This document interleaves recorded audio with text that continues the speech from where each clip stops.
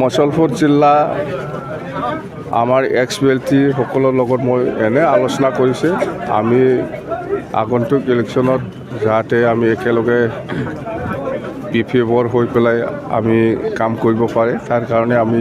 এক্স-বেল্টি লগত মই কথা পাতিছোঁ এক্স-বেল্টি আছে 60 জনতকৈ ওপৰত আছে এতিয়াও মুছলপুৰ জিলা হিচাপে তো খুব ভাল লাগিছে মই আমাৰ এক্স-বেল্টি সকলে সবে ঠিক আছে আৰু আজি 35 জন ইউপিপিএলৰ পৰা বা জিএছপিৰ পৰা আমাৰ দলত সোমাইছে আমি আদৰি লৈছোঁ খুব ভাল লাগিছে মুঠতে বিপিএফ দল হিচাপে গোটেই বিটিচি অঞ্চলত আমাৰ পজিশ্যনটো 1 নম্বৰত আছে সেকেণ্ডত বিজেপিৰ আছে 3 নম্বৰতহে ইউপিপিএল মুঠতে আমি আগন্তুক যেটো নিৰ্বাচন হ'ব বিটিচিত বিপিএফ দলে চৰকাৰ বনোৱাটো কথা আলি বলে বিটিচি ইউপিপিএলত সোমাব মই যিমান দূৰ জানো প্ৰমোদ বড়োৰ লগত মোৰ কথা হৈ থাকেতো হিতেশ বসুমতাৰী ডাঙৰীয়াক কিবা ইউপিপিএল দলৰ কামাণ্ডাৰ পৰ্টফলিঅ' আছে বোলে 5 বছৰ হ'ল এইটো পূৰণ কৰিব পৰা নাই অহাকালি হিতেশ সোমোৱাৰ পিছতে হিতেশক ইউপিপিএল দলৰ কামাণ্ডাৰ দিব বুলি কৈ আছে খাম্পা চন্দনটো ইহঁতেতো মানুহ যোগান ধৰা ইহঁতেতো পাইছে সেইদিনাই দিছে মানুহ যোগান ধৰিব লাগে আৰু বিপিএফৰ পৰা লৈ যাব লাগে ইউপিপিএলত যোগদান কৰাব লাগে দায়িত্ব সেইটোৱেই মানুহ যোগান ধৰা মই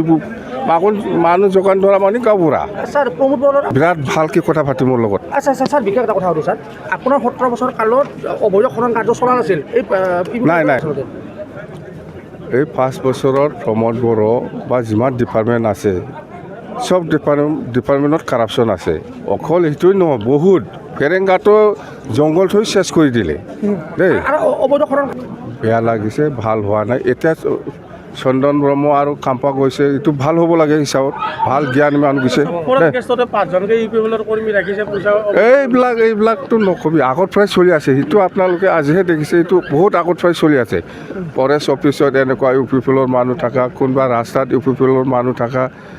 কালেকশ্যন কৰা চিণ্ডিকেট কৰা এইবিলাক বহুত আগত পৰাই হৈ আছে দেই এইটোতো প্ৰমোদ বড়ো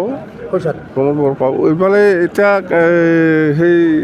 ইতিহাসে সোমাব কামাণ্ডাৰী দিব তাক কামাণ্ডাৰী ল'ব এতিয়া বন্ধ নহয় কণ্টিনিউ হৈ থাকিব চেছ কৰিব ই দে दिनैहाय बे गुमा ब्लक बे ब्लकआव वार्कार्स मिट जादों वमेन इउथ आरो बिएसइउनि बेवहाय रोजा रोजा जोंनि मावथिफ्रा बाहागो लाफैदों जोंनि इउथनि बिएसइउनि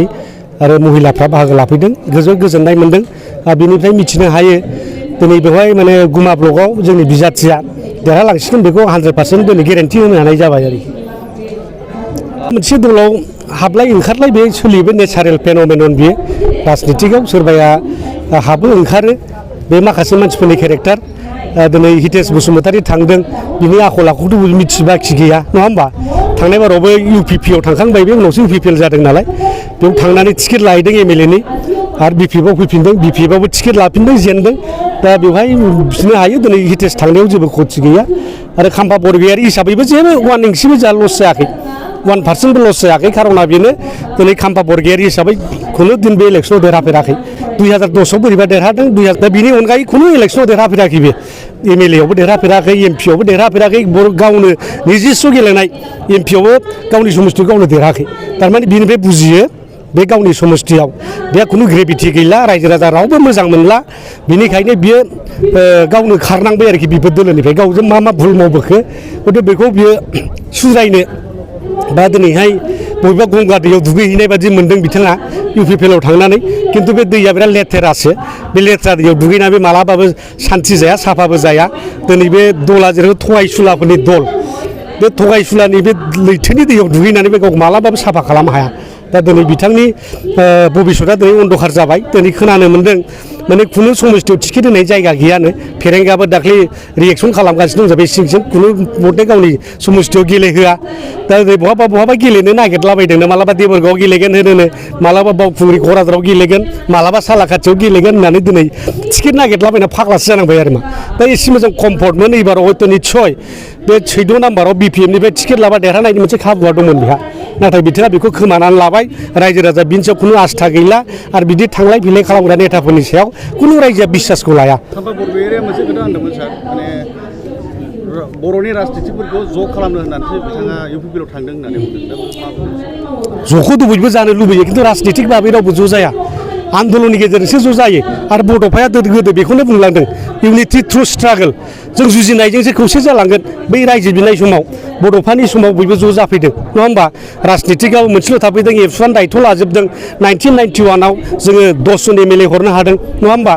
2001 सनाव जों 10 जन MLA हरनो हादों बे गासिबो सोमावसारनाय धाराजों फैजोबनायसो बियो ओरैनो ज' जाया दा बे खुनु सोमावसारनायबो गैया बे खुनु डिमान्डबो गैला आरो दुलाराय बर' फरायसा आफादा बिटिआर सुक्तिनि गेजेरजों दिनै फाइनाल एन्ड कमप्रिहेन्सिभ होननानै बड'लेण्ड दाबिखौनो दिनै रोनगोरा नार्जारि प्रमद बर' उर्खाव गोरा लरेन्स इस्लारि मोनहा दिनै गारबोखाबाय दा दिनै बे खुनु संग्रामनि बाथ्रायानो गैला आलादा रायजो बिनायनि बाथ्रायानो गैला दा दिनै बे लामाजों खौसे खालामनो मोनसे रायजोआव हाजारथा पलिटिकेल पार्टिबो थानो हायो BTCआव दा रिजनाल पार्टि हिसाबै BPPF UPPL जादों नङा होमबा गाबोन मोनब्रै मोनबाबो दल ओंखारनो हानाय बेहा रावाबो होबथानो हानाय गोहो गैया पलिटिक्सआव मालाबाबो ज' जाया बे रोखा फैगौ बिसायख'थिनि थाखाय रायजो राजाफोरखौ नोंथाङा मा बुंगोन दा फैबाय थानाय बिसायख'थियाव रायजो राजाफ्रा जोंखौनो अनसायगोन जा फोथायनाय दं खारन दिनै UPPLआ रायजो राजाफोरनो जे कमिटमेन्ट होदोंमोन मोनसे मावहायाखै 1% मावहायाखै 1500 कोटि थाखा फैनांगौमोन सेन्ट्रेल गभर्नमेन्ट स्टेट गभर्नमेन्टनिफ्राय थाइसेबो हरनाय जायाखै होननानै दाख्लै डनार मिनिस्ट्रिया रोनगोरा नार्जारि रायजोसभानि MP बिथांनि प्रश्नआव आनस्टार्ड कुइसनाव एन्सार होबाय रिटेन बाहाबाय जे बिथांमोना जेबो डिमान्ड होनो हायाखै DPR होनो हायाखै ओंखायनो थाइसे थाखा रिलिज होनो हानाय जायाखै होनना बुंदों दाया सोरनि दा प्रमद बर'नि नङा होमबा गभर्नमेन्टनिफ्राय DPR थांनांगौमोन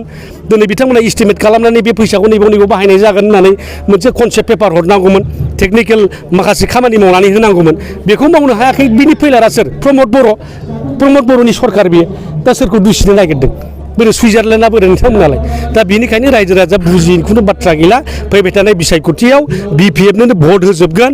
जोङो 25थानि गाहायाव मोनखाया जिहेतु 30थाबो मोनहैनो हागौ दा BPFनि सरकार जागोन रोखा